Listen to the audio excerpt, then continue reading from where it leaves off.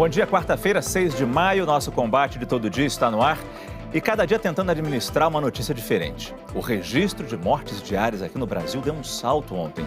O número alcançou 600 mortos de Covid-19 de segunda para terça-feira. Entre tantos sustos, a gente vai vendo um crescimento no número de jovens que desenvolvem a forma mais grave da doença, o que só faz a gente lembrar, ninguém está imune ao vírus. A gente vai falar também sobre a experiência de outros países que já passaram pela pior fase dessa pandemia, o que é importante para a gente saber.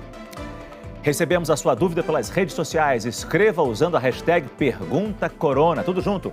Quem responde hoje aqui no estúdio são Renato Grimbaum, infectologista, e Ederlon Alves de Carvalho Rezende, médico intensivista. O número de mortes registrado em 24 horas pelo Ministério da Saúde foi o maior desde o início da epidemia de Covid-19 no Brasil. 600 mortes registradas ontem, dia 5 de maio. A gente sabe que os números no fim de semana ficam represados e aparecem só na terça, na quarta-feira. Mas isso acontece toda semana e nunca tínhamos chegado a 600 registros num dia. Repare aí, uma alta de 102,7% em relação ao número anterior e um número muito maior do que o patamar que nós estávamos antes de queda, de recorde, de 400, 450 mortes por dia. A gente também tem os dados totais atualizados neste momento pelas secretarias estaduais de saúde. Aí está, confirmados 116.299 casos, número de óbitos 7.966, quase 8 mil mortes. E o número de recuperados, pessoas que se curaram da doença Covid-19 no Brasil, 45.815, número dado pelo Ministério da Saúde. Esse número de mortes, 600 mortes, é impressionante. Mas o Ministério da Saúde fala o seguinte, 476 mortes ocorreram há mais de 3 dias, 25 aconteceram ontem, 51 mortes na segunda-feira e 48 mortes aconteceram no domingo. O problema é que demora para se comprovar, para se investigar, fazer o teste, ter o resultado do teste para comprovar, era Covid-19. Essa é uma justificativa? Isso nos deixa tranquilos? Parece que o número não é tão grande assim, doutor Renato? Na verdade, nós temos que enxergar isso de uma forma muito simples. Se nós estamos vendo mortes que aconteceram há 2, 3 dias, as mortes de hoje e de amanhã vão aparecer também a cada 2, 3 dias. O que a gente pode dizer com certeza que nós estamos observando um aumento do número de mortes. Isto é real. Se são 600, 500 ou 700, nós podemos não ter certeza, mas não há dúvida que nós estamos numa ascensão. E ainda temos a subnotificação também. Sem dúvida, Márcio. Esse é um problema muito importante. Um outro aspecto que eu destacaria é que numa primeira fase da doença, qualquer pessoa que tinha algum sintoma era testado e geralmente eram pessoas com menor gravidade. Agora nós estamos numa segunda fase. Basicamente, quem é testado é mais grave. As UTIs estão ficando lotadas. O número de mortos certamente será maior. Olhando na rua, a gente tem a impressão de que os jovens não estão levando a sério o coronavírus. Muita gente circulando, sem máscara, correndo risco de se infectar. No mês de abril, o número de jovens e adultos com menos de 60 anos que morreram de Covid-19 na cidade de São Paulo aumentou 18 vezes. A gente tem esse número no telão. No começo do mês foram registradas 37 mortes na faixa abaixo dos 60 anos, um total de 260 óbitos. No último domingo, esse número tinha subido para 693, num total de 2.627 mortes, um aumento de 1.800%. E a gente percebe também um percentual maior de mortes a partir do dia 3 de maio, quer dizer, tem mais jovem morrendo. Isso surpreende vocês? Porque era uma doença só de pessoas idosas, só de velho morria na China, na Itália. Aqui no Brasil está diferente isso? Essa talvez tenha sido uma mensagem que foi passada de uma maneira equivocada, fazendo com que todos acreditassem que essa era uma doença exclusiva das pessoas que estavam no grupo de risco. Talvez isso tenha feito com que os jovens se sentissem mais destemidos e se tornassem mais expostos a ser contaminados. E nós estamos vivendo isso a cada dia. E esses pacientes, inclusive, estão tendo a forma mais grave da doença, eles estão chegando na UTI. É claro que o paciente mais jovem tem mais reserva funcional do que um idoso, ele consegue resistir mais a essa doença na sua forma mais grave, mas eles morrem também. E tem sido assustador o quanto esses casos têm aumentado e é muito duro quando você vê alguém com 30 anos, sem nenhuma comorbidade, falecer. Mas aí tem uma explicação para isso? Quer dizer, a gente sabe que a gente tem muito mais jovem no Brasil do que nos países europeus, do que na China. Mas tem alguma explicação aqui no Brasil especificamente que a gente possa começar a seguir essa linha para dizer esse é o motivo? Existem duas hipóteses para isso. O jovem ele vai adoecer em qualquer lugar no mundo por uma questão genética, ele não tolera bem aquele vírus. Mas por que o Brasil está se comportando diferente da Itália e da China? A gente tem duas explicações. Primeiro, a obesidade, que era algo que não estava explícito muito claramente nos quadros chineses, onde a obesidade é muito menos comum do que no Brasil. A outra coisa importante são as condições sociais. A gente tem que pensar que o jovem, além de ter menos jovem, por exemplo, na Itália, as condições de moradia, de higiene ou mesmo de trabalho são diferentes. Não é só uma questão de comportamento de ir para uma festa, não.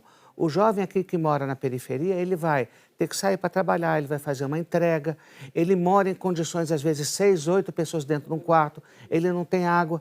Então, isso faz com que o jovem aqui, a quantidade de jovens que adoecem rapidamente aqui, pela exposição que eles têm, é muito maior do que lá fora. Então, a diferença, tentando te explicar, não é o comportamento do vírus, mas as características da sociedade brasileira que fazem com que o jovem seja muito mais exposto. Márcio, Claro. desculpa, um outro ponto importante que cabe ressaltar é que quando você fala de um idoso, você fala em doenças de risco, você tem como, de alguma forma, ter uma preocupação. O jovem, ele tem uma condição genética que predispõe ele a esse risco maior e nós não sabemos. Quer dizer, o jovem ele tem um sistema imunológico que funciona muito bem, é o que a gente acha. Então, isso protegeria esse jovem de qualquer doença. Mas nessa doença, particularmente, está sendo uma arma que está indo contra ele. Não, em qualquer doença, o sistema imunológico pode reagir à agressão de uma maneira exacerbada. E o que seria uma defesa passa a ser uma agressão ao próprio organismo. Olha. É o que todo mundo tem falado aí na tempestade de citoquinas, que nós na terapia intensiva há décadas já convivemos com esse fato. A pessoa, ela não morre mais por conta do vírus, ela morre em consequência da resposta que o vírus provoca no organismo dela. E não tem como eu saber que esse jovem A, B ou C tenha um risco maior ou menor. É diferente quando você identifica que uma pessoa com doenças crônicas que aumentam o risco dela, você tem mais cautela. Quer dizer, um diabético, eu sei que ele tem problema. Uma pessoa que tem problema de coração, ele vai ser do grupo de risco. Mas eu não tenho como saber como é que vai ser a reação do corpo, do sistema de defesa daquela pessoa. Exatamente. Foi em 26 de fevereiro que o primeiro caso de Covid-19 teve confirmação no Brasil. Hoje, 65 dias depois, acaba de ser concluída uma análise profunda dos dados clínicos e epidemiológicos do primeiro mês da epidemia no nosso país. Conhecer a doença ajuda a entender o que estamos enfrentando. E nós temos alguns pontos aqui no nosso telão. Repare só, o perfil dos infectados, mais homem do que mulher, uma média de idade de quem pegou a doença, caso confirmado, de 39 anos, quase 50% entre 20 e 39 anos de idade, olha os jovens aí, e entre profissionais de saúde, quase 10%. Nós temos uma outra tela que mostra um pouco mais aprofundado essa doença. Os principais sintomas, tosse e febre, 15% dos internados precisaram ser entubados, a forma mais grave, foram para a UTI, precisaram de oxigênio, 10% internados, 40% com doenças crônicas, e levou até 4 dias, do começo dos sintomas até é um tempo médio aí, até precisar de uma internação, até precisar ir para o hospital. Esse quadro geral mudou alguma coisa, digamos, no mês de abril, doutor Renato, só olhando assim? Não, a gente continua com a mesma coisa, tanto em termos de número de casos e tudo, e como as manifestações. O que mudou foi a nossa forma de lidar com isso. Então, a gente já tem aprendido que só a dispneia, ou seja, só a falta de ar, não é a coisa mais importante ou a única que uma pessoa precisa para procurar um serviço médico. Se ela está a partir do 4º ou 5º dia, ela tem febre mantida, ela tem muitas dores, especialmente no peito, essa pessoa também precisa ser avaliada. Isso está mudando, a gente está aprendendo a lidar com uma doença que é nova e é isso que vai fazer com que a gente consiga salvar mais vidas, é conseguir ver essa pessoa mais precocemente. E quando a gente fala aprendendo a lidar com a doença, qual é a importância que a gente deveria ter aqui no Brasil da testagem? Que a gente não tem ainda um programa fechado em testagens. Ontem o Ministério da Saúde disse que uma estratégia nacional de testagem ainda será divulgada. Qual é a falta que essa estratégia faz neste momento que a gente está prestes a atingir o pico dessa doença aqui no Brasil? Na gestão de qualquer sistema, uma questão fundamental é você ter informação, ter dados. Se você não tem informação, você está cego. Você ter uma maior testagem vai te permitir identificar onde existem focos da doença que precisam ser controlados, pessoas que precisam ser isoladas, onde eu preciso ter a ação de abrir mais novos leitos de UTI. E nesse momento, pela falta de testagem, nós estamos perdidos. Nós geralmente estamos correndo no momento em que a água já invadiu a casa. Eu diria que em relação aos dados apresentados hoje, muito importantes, uma mudança importante é que o número de internados em relação ao número de casos positivos certamente aumentou. Nessa nova fase da doença que agora acomete não só pessoas da classe A e B, nós temos casos muito mais graves. E o número de pacientes que vão para a UTI também não é mais 15% dos internados. Eu diria que isso hoje está chegando perto de 1/3 dos pacientes internados estão necessitando de cuidado de terapia intensiva. Quer dizer, quando a doença está chegando na periferia, já chegou na periferia, a gente está expondo essa população que tem uma saúde pior e tem menos acesso à saúde também. Isso torna o quadro ainda mais grave. A gente falou tanto de jovem aqui, a gente está vendo que a Covid-19 é uma doença que pode até ser mais grave para quem tem doenças pré-existentes ou é idoso, mas não significa que só seja grave para esses grupos. A gente vai conhecer agora o carioca Rodrigo Marques. Ele tem 29 anos, teve alta ontem, depois de passar 9 dias vítima da Covid numa UTI. É uma doença democrática demais, né? Ela atinge todas as faixas, independente se você é pobre, se você é rico, se você é jovem, se você é idoso, se você mora no asfalto, se você mora na favela. É uma doença invisível que ninguém está imune a ela. Esse é o problema, né? Se você analisar, eu não seria do grupo de risco, não tem nenhuma doença pré-existente em relação a que pudesse me prejudicar mais. E mesmo assim eu fui uma vítima grave do Covid e estou me recuperando do que ainda falta, né? Ainda estou um pouco fraco, fazer muito esforço para mim é muito difícil, tomar banho, mas é uma vitória. Só de estar aqui falando isso, para mim é uma vitória. Muito obrigado, Rodrigo, pelo seu depoimento. Muito importante o depoimento dele. Muito obrigado mesmo. Em outros países, entre eles a Espanha, a troca de informações entre os médicos foi fundamental para agilizar o tratamento dos pacientes de Covid-19. A médica brasileira Marina Bucar Barjud trabalha no Hospital Puerta del Sur, em Madrid, atendendo pacientes que contraíram o novo coronavírus e fala com a gente agora ao vivo, direto da Espanha. Doutora Marina, bom dia, muito obrigado pela sua participação aqui no nosso programa. A primeira pergunta é a seguinte: o que vocês aprenderam no tratamento dos pacientes ao longo da pandemia aí na Espanha? Bom dia a todos. A gente sabe que é uma infecção viral, que na primeira semana os sintomas são por essa infecção viral, mas são sintomas gerais, mas o problema maior vem naqueles pacientes que não conseguem adquirir uma imunidade de memória e passam à seguinte fase, que é a fase de inflamação. Pode ser, tem a inflamação pulmonar, que é a mais característica, que leva à hipóxia do paciente, mas também tem inflamação a outros níveis, como a nível de sistema digestivo, nível pode dar diarreias, náuseas, do miocárdio, ou seja, do tecido cardíaco, que pode dar miocardite, uma inflamação desse tecido cardíaco, e inflamação a nível nervoso, do sistema nervoso central. Tudo isso é muito teórico, mas é verdade que são sintomas que a gente vai vendo nos pacientes. Então, a nível de sistema nervoso central, pode dar uma cefaleia importante, que não melhora com uma dor de cabeça importante, que não melhora com os analgésicos habituais. Pode dar também quadros similares a convulsões, diminuição do sentido do olfato, que se chama anosmia, ou do gosto, que se chama ageusia. E também dá uma clínica que é muito característica do COVID, e, infelizmente, que é uma abolição de uma parte do sistema nervoso, que se chama sistema nervoso vegetativo, e o paciente não tem sensação de dispneia até estágios muito posteriores. Então, pode acontecer de um paciente estar grave, já está com um pulmão afetado, com muita inflamação, mas ele não ter essa sensação de falta de ar.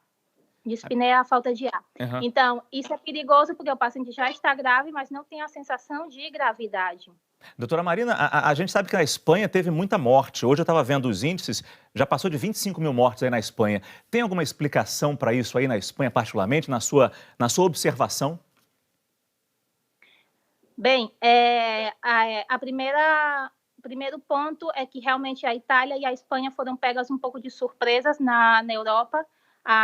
Estados Unidos e América Latina já puderam se preparar um pouco mais, mas depois da China veio a Itália, e depois da Itália a Espanha, e pegou um pouco a gente de surpresa. Primeiro que é uma doença nova que não conhecíamos, o perfil no paciente europeu é um pouquinho diferente do paciente chinês, são pacientes que têm mais tendência à inflamação, ainda não sabemos muito bem porquê, mas tem mais tendência à inflamação e à trombose que nos pacientes chineses, e é uma doença nova, pegou a gente de surpresa, a gente não estava preparado para ela, nem para reconhecê-la, nem para tratá-la. Então, no começo, como não existe um nível de evidência científica alto para os tratamentos, a gente ficava um pouco sem saber se tratar ou não, e realmente a nossa taxa de mortalidade no início chegou a ser de 50%, com uma instância média de 9, 10 dias, mas aí, com o passar do tempo, a gente foi aprendendo mais sobre a doença. Cada 2 dias iam trocando os protocolos, de acordo com a experiência acumulada que a gente ia tendo, não só no hospital onde eu trabalho, mas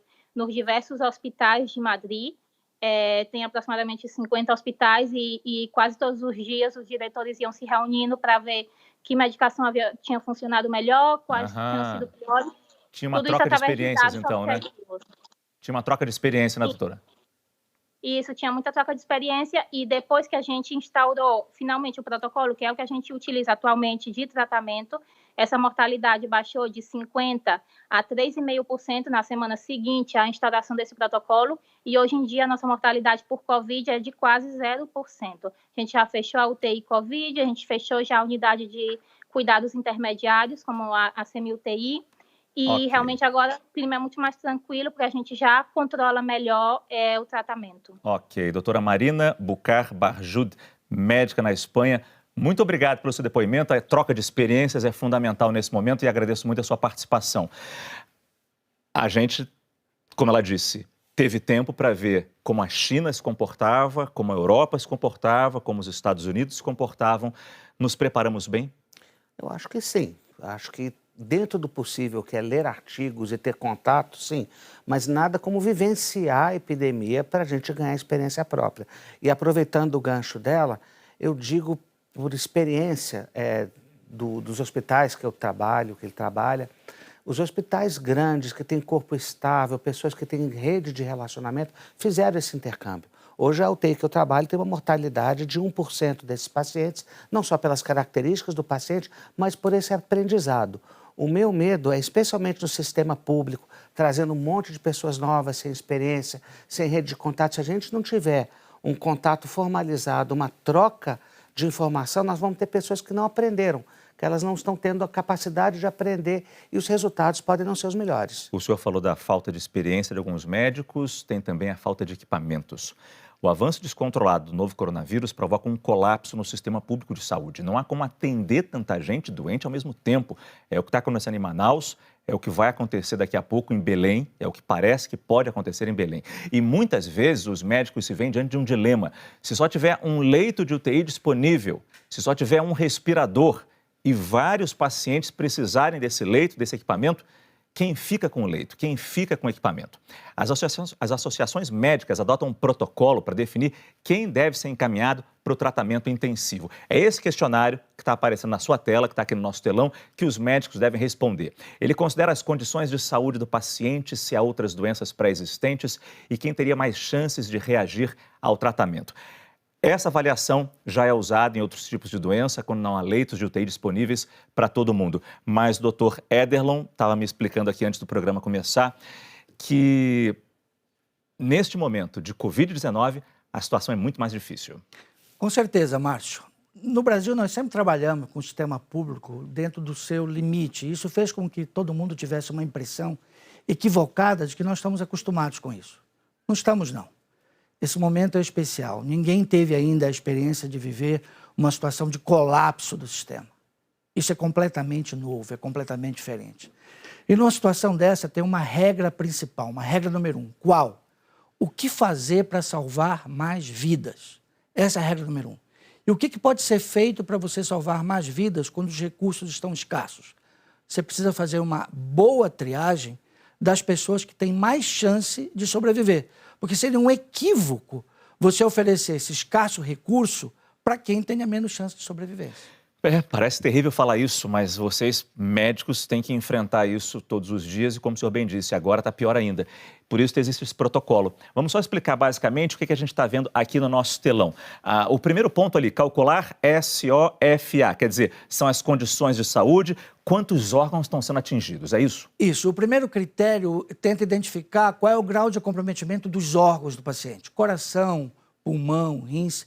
Quanto maior esse comprometimento, maior a pontuação, menor a chance desse paciente sobreviver. Essa pontuação é de 0 a 10?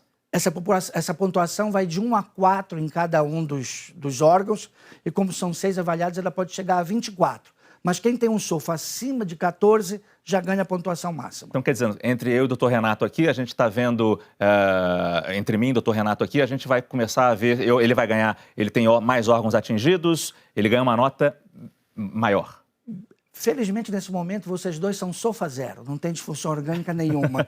Que bom, Renato, viu? Que bom, né? Mas, Fico efetivamente, se o Renato tivesse com uma infecção pelo Covid-19 e tivesse insuficiência respiratória sob ventilação mecânica, ele iria ganhar já aí, só com isso, 4 pontos. Ele ia...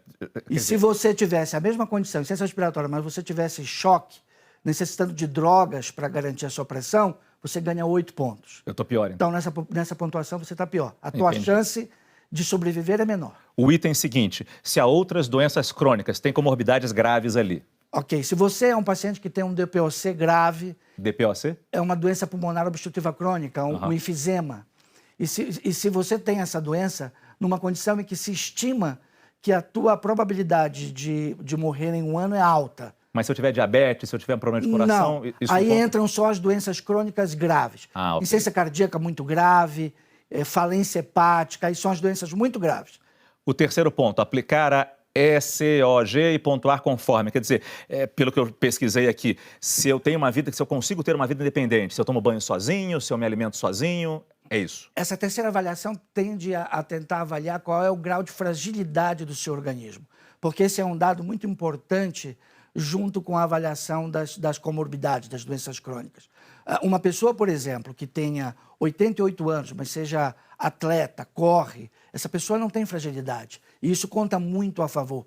Diferente, algumas vezes, de algumas pessoas com menos idade, que por conta da sua própria condição, eles não conseguem fazer essas suas atividades diárias. Essa pessoa é mais frágil, e esse organismo mais frágil tem menos chance de resistir a uma doença tão agressiva quanto essa. E essa avaliação é feita em quanto tempo? Esses dados, eles são bem objetivos e rapidamente são avaliados. Você só precisa conhecer bem o paciente e ter as informações necessárias para esta análise. E aí saber se o doutor Renato ou eu recebemos o equipamento que vai salvar a nossa Mas, Márcio, vida. uma coisa muito importante. Claro. Nada angustia mais o médico da terapia intensiva do que isso. Está exposto a um risco, ter aumento de sobrecarga de trabalho, isso é bobagem. Agora, ter que tomar esse tipo de decisão, certamente é a nossa maior angústia. A gente precisa evitar que isso aconteça. Eu já me levantei para responder as perguntas de vocês no Pergunta Corona. Pergunta da Daniela. Doutor Renato, como devem funcionar os serviços de ultrassonografia, uma vez que não é possível manter a distância de segurança? Em primeiro lugar, só realizar exames inevitáveis, aqueles que precisam ser feitos. Em segundo lugar, sala de espera, não deve ter sala de espera, as pessoas devem entrar organizadamente. O médico deve ter todos os cuidados na paramentação dele, e, inclusive do paciente, e fazer a desinfecção dos itens após. Pergunta da Vivian. Uma pessoa que em casa está doente, já com quarto e banheiro separados, ela consegue fazer isso, que bom. Quais os cuidados com roupa e louça? Devo queimar o lixo do banheiro? Não, não é necessário queimar lixo. Todo lixo nós consideramos como infectante, então você vai jogar aquele resíduo lixo, ele vai ser destinado para um lugar correto, e os restos dos cuidados são aqueles que são recomendados para todo mundo. Pergunta do Sandro. Uma pessoa que fuma corre o mesmo risco que uma pessoa com problema no rim? O quadro pode ficar mais grave se contrair a doença? Sandro, eu diria para você que todos nós corremos risco. Por isso é importante todos nós estarmos preocupados em evitar ter a doença. Quem fuma tem um risco importante adicional por conta de que essa doença acomete principalmente o sistema respiratório. Mas, curiosamente, o rim também é um dos órgãos mais afetados. E isso é uma particularidade do vírus. Ele tem afinidade pelos receptores da enzima inibidora de conversão da angiotensina 2, que tem muito no pulmão e no rim. É curioso isso, né? Pergunta da Sandra agora, a Covid-19 pode provocar algum tipo de reação na pele? Embora não seja na maioria dos pacientes, em alguns pacientes só, existe um grande número de lesões de pele que podem ser causadas pelo coronavírus, especialmente lesões disseminadas. Quer dizer, tem que prestar atenção nisso e nos outros sintomas. Sim, mas não é o mais comum. A gente faz um rápido intervalo comercial e já volta com as suas dúvidas no nosso combate. Até já.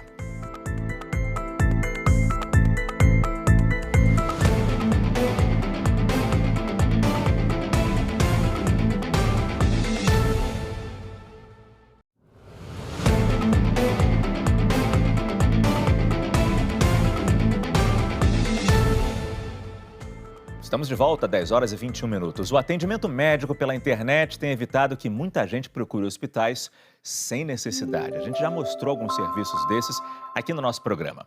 Hoje, a gente fala de uma plataforma que reúne mais de 900 médicos voluntários. Desde o início da pandemia, mais de 50 mil pessoas já foram atendidas por eles. Para falar mais sobre o projeto Missão Covid, eu converso agora pela internet com o médico Leandro Rubio, um dos idealizadores dessa plataforma. Doutor Leandro, bom dia, muito obrigado pela sua presença.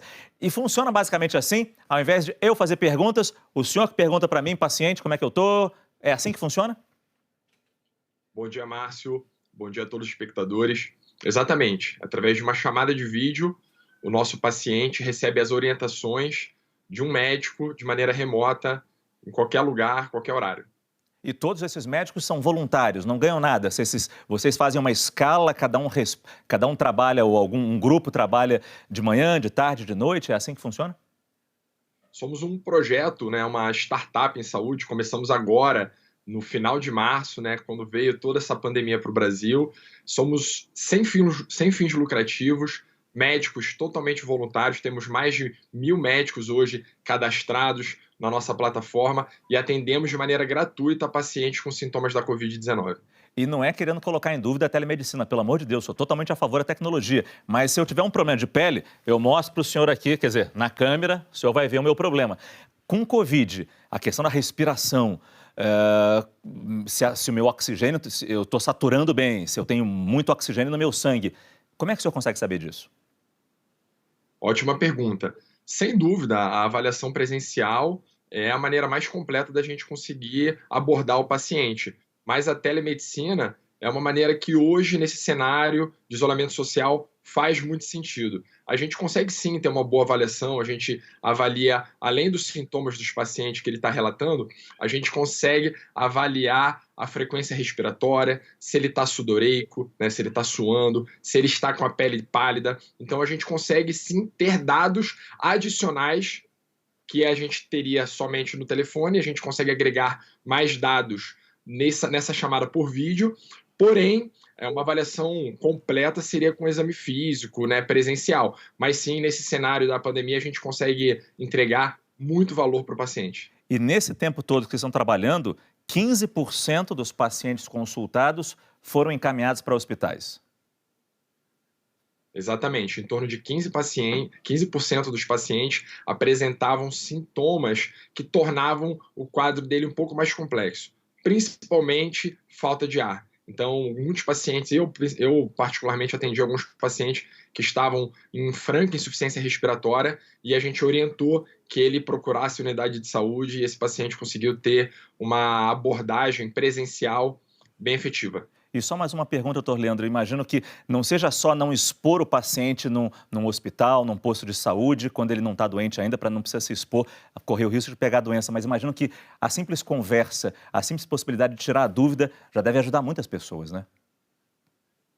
Sem dúvida, Márcio.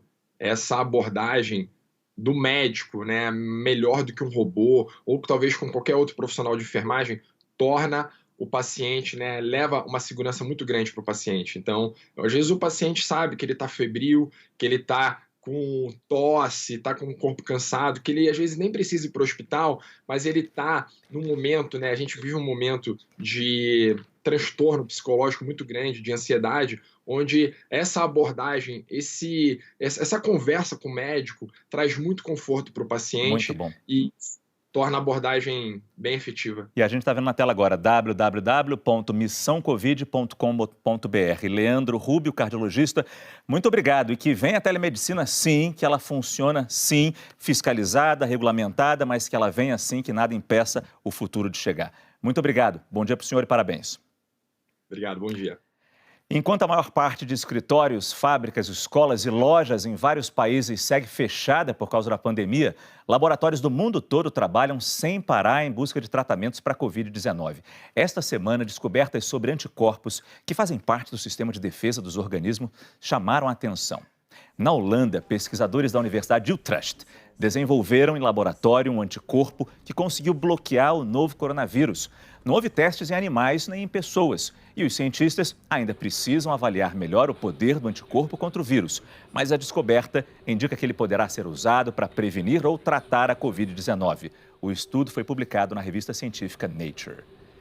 E anticorpos de lhamas, mamíferos que vivem na Cordilheira dos Andes, aqui na América do Sul, também podem ser armas no combate à Covid-19. Cientistas da Universidade do Texas ampliaram a potência de um anticorpo encontrado nas simpáticas parentes de camelos e conseguiram impedir o coronavírus de invadir células. O estudo, publicado na revista científica Cell, tinha começado há 4 anos para outros coronavírus e usava uma lhama da Bélgica. Rapidamente aqui, doutores, podemos ficar otimistas? A gente sabe que tem muita vacina, muito medicamento sendo desenvolvido, particularmente uma aqui no Brasil. Nós entrevistamos essa semana o Dr. Jorge Calil.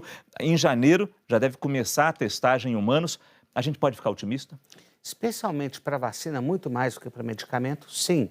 Mesmo que essa vacina não seja uma vacina de longa duração, que nós tenhamos que repetir, fazer reforços na vida, mas nós temos todo um caminho para ter essa vacina e que previna uma situação, uma tragédia como essa que está acontecendo. E todo mundo vai ter acesso a essa vacina, a esse medicamento, quando chegar, doutor Ederlon? Esse será o nosso grande desafio. Na verdade, eu acho que os grandes líderes mundiais precisam se juntar nesse momento para garantir que essa vacina, quando chegarmos a ela, seja oferecida a todos de maneira indiscriminada. Esse é um ponto importantíssimo.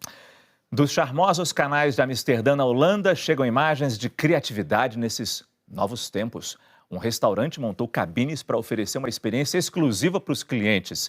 São pequenas casinhas de vidro que deixam as mesas isoladas. O dono do restaurante diz que a equipe ainda está aprendendo a lidar com o serviço e a limpeza adequada dos ambientes, mas que é preciso se reinventar com segurança para que as pessoas voltem a se conectar. Enquanto isso, em Wuhan, na China, estudantes do ensino médio voltaram às aulas presenciais depois de 3 meses. Mais de 100 escolas foram reabertas com algumas condições. Deve haver controle da temperatura logo na entrada, cada classe pode ter no máximo 25 alunos e eles não podem se sentar lado a lado na mesa. Ontem a gente recebeu uma pergunta sobre se a máscara pode levar a pessoa a ficar sem ar. As médicas aqui no estúdio ontem foram unânimes, disseram que não. Hoje eu entendo por que surgiu essa pergunta. Tem uma mensagem dessas circulando pela internet. E aí a gente vai aqui para o nosso telão, porque a Clara Velasco, do Fato ou Fake do G1, pesquisou exatamente essa mensagem, né, Clara? Bom dia para você.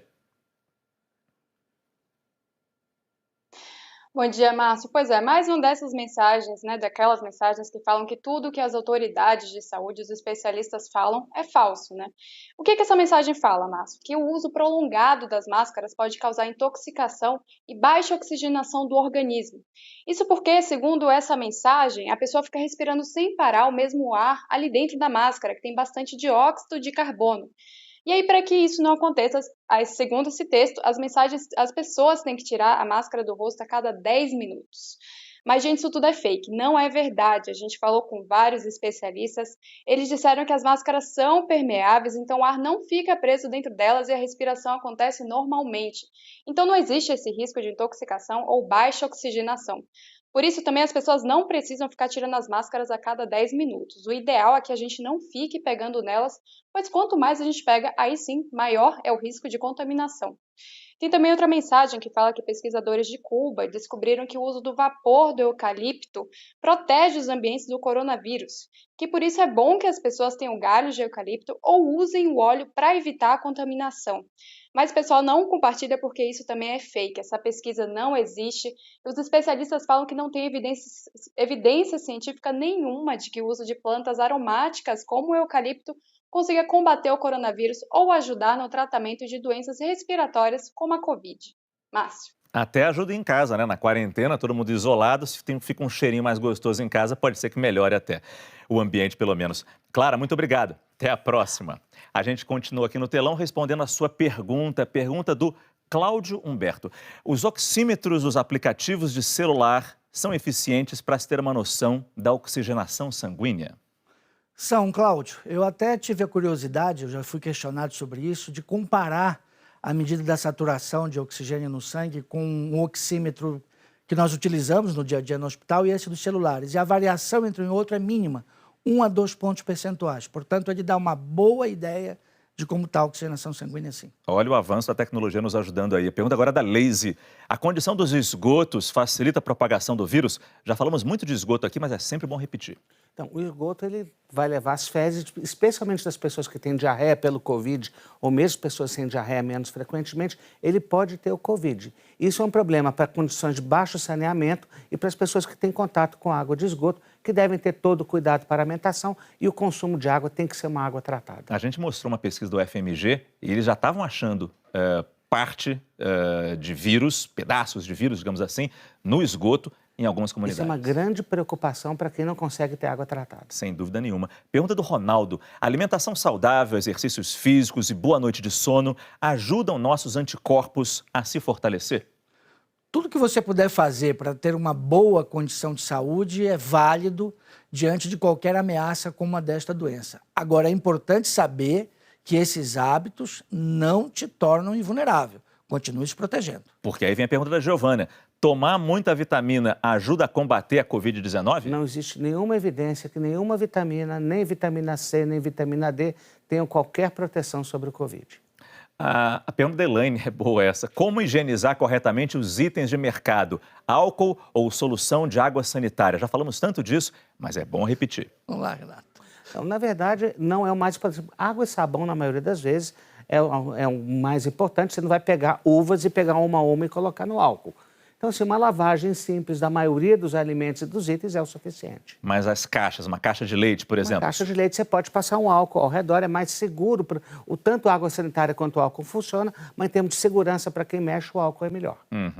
A gente faz um rápido intervalo comercial e já volta com outras perguntas, outras informações no nosso combate ao coronavírus. Até já.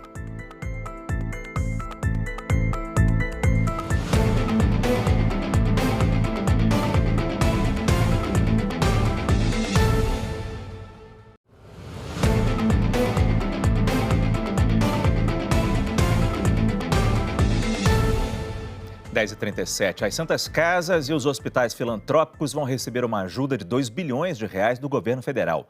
A lei que destina esses recursos foi publicada hoje no Diário Oficial da União. E o repórter Fabiano Andrade traz os detalhes direto de Brasília. Bom dia, Fabiano. Bom dia para você também, Márcio. Um bom dia para todo mundo que está ligado no combate ao coronavírus.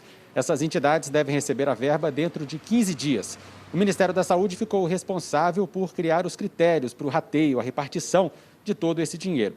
Já se sabe que só receberá essa verba as Santas Casas e os hospitais que estão em cidades onde há presídios. O dinheiro vai poder ser usado para a compra de equipamentos, suprimentos, remédios, pequenas reformas voltadas para a ampliação da oferta de leitos e também de UTI, além da contratação de pessoal. A gente sabe que essas Santas Casas e hospitais, por não terem fins lucrativos, têm muitas dívidas, mas a lei prevê que elas poderão receber o dinheiro mesmo que não estejam em dia com o pagamento dos tributos. E, claro, deverão prestar conta de tudo o que foi aplicado. Falando aqui do Distrito Federal, havia uma expectativa do governo local em reabrir o comércio a partir do dia 11 de maio, mas a Justiça Federal suspendeu essa reabertura, atendendo a um pedido dos Ministérios Públicos Federal, do DF e do Trabalho. Na decisão, a juíza disse que o Distrito Federal precisa ser mais transparente na divulgação dos dados do coronavírus e apresentar um plano completo atendendo a todas as normas sanitárias da Organização Mundial de Saúde. A decisão prevê ainda a visita de uma comissão judicial à sala de situação, à sala de crise aqui do governo, onde são tomadas todas as medidas contra o coronavírus. Portanto, a expectativa de reabertura do comércio gradualmente, a partir do dia 11 aqui no Distrito Federal, está suspensa por decisão da Justiça. Márcio, é com você. É uma notícia importante essa. Fabiana, muito obrigado. As notícias de Brasília todo dia com Fabiana Andrade. Você está controlando a alimentação na quarentena? Eu respondo por mim, não. No Rio, por exemplo, uma pesquisa mostra que o consumo de doces disparou.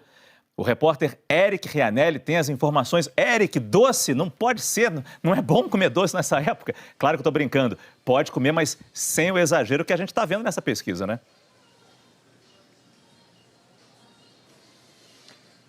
Pois é, Márcia, a gente está vendo nessa pesquisa e eu estou vendo lá em casa, viu? Já exagerei bastante nesse período. Olha, a Associação de Supermercados aqui do Rio fez esse levantamento, né, para estudar o comportamento de consumo da população fluminense aí nas grandes redes de supermercado.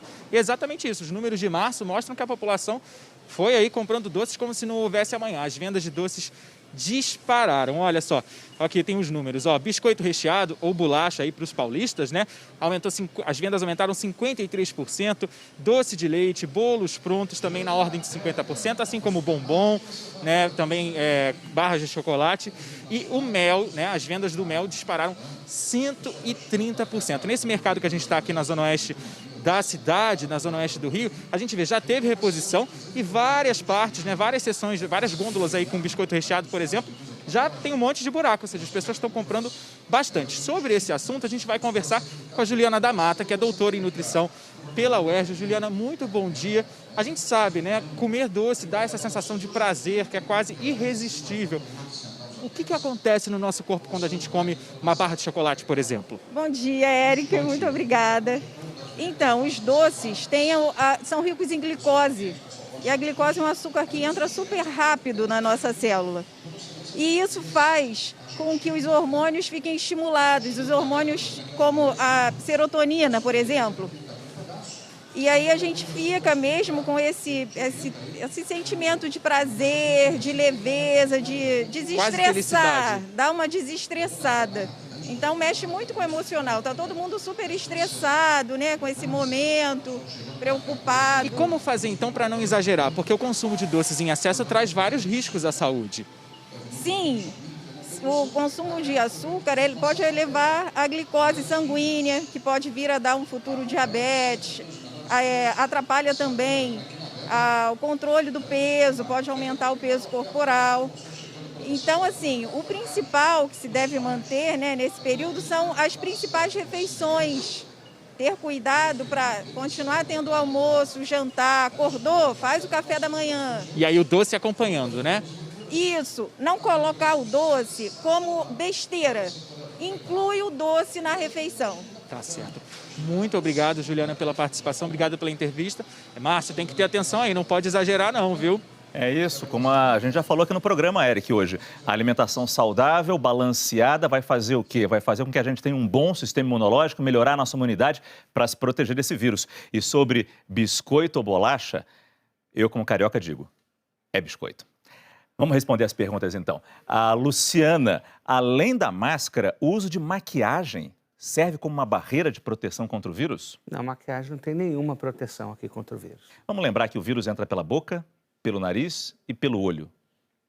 Então, a maquiagem não faz papel nenhum nessa questão. A Lisandra, tomar remédios para dieta diminui a imunidade? Lisandra, tem que ter muito cuidado do remédio que você está utilizando. Se você está utilizando esse remédio sob recomendação médica, o teu médico deve ser a melhor pessoa para te orientar. O que eu não recomendo de maneira alguma, no momento desse, é você fazer dietas milagrosas que possam comprometer a tua imunidade e te expor a um risco desnecessário. A pergunta do Jorge, por que alguns supermercados estão limitando a entrada de pessoas? Isso realmente ajuda? Ajuda muito. Tá? Quando você vai ao mercado, você tem que usar máscara. A máscara ela é importante. Mas o mercado está te dando um recado que a máscara sozinha não é suficiente. O que é mais importante é o distanciamento entre as pessoas. Então, quando ele deixa poucas pessoas dentro do mercado, ele está aumentando o distanciamento entre as pessoas e é mais eficaz que a própria máscara, que não pode ser dispensada também. Pergunta da Áurea. Estou com dor no peito e nas costas, com a respiração cansada. Tenho que me preocupar? Áurea, a manifestação clínica dessa doença é muito variada, desde uma condição de ausência de sintomas até sintomas mais graves. Mas eu diria que esses sintomas que você está relatando, eles são muito inespecíficos. Os sintomas que tem que preocupar são sintomas de um quadro gripal, tosse, febre, coriza. E se isso estiver associado a dificuldade para respirar, a falta de ar, aí sim isso passa a ser importante. E aí ela tem que procurar... E aí você tem que procurar o atendimento médico. Nosso programa fica por aqui, agradecendo muito a presença. Dr. Ederlon, Dr. Renato, muito obrigado mesmo. Acho que respondemos muitas perguntas. Você pode rever nosso programa lá no Globoplay. Agora você assiste ao Encontro com Fátima Bernardes. Nosso combate volta amanhã às 9h50. Até lá.